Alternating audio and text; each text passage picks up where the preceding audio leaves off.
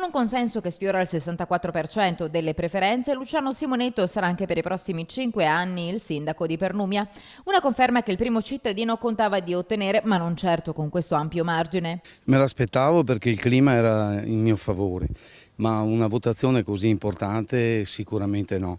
Perché voi capite, prendere 1000 voti su tutte le altre liste è una cosa meravigliosa. Un consenso per il sindaco merito del percorso fatto negli ultimi 5 anni, durante i quali non nasconde di aver dovuto affrontare due questioni particolarmente ostiche: Villa Grifei e la CNC, la cosiddetta fabbrica dei veleni.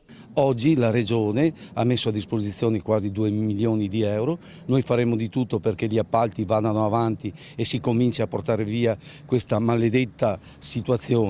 E poi Villa Grifei, un contenzioso che durava, che andava avanti eccetera eccetera, noi con la mia squadra siamo riusciti a portarla a termine e credo a breve verrà ridata alla popolazione. L'idea è di renderla un centro ambulatoriale per esami di routine. E intanto il sindaco è già pronto a mettersi al lavoro. Domani abbiamo già le disposizioni, le risorse per sistemare le scuole, per sistemare gli impianti sportivi e faremo tante altre belle cose.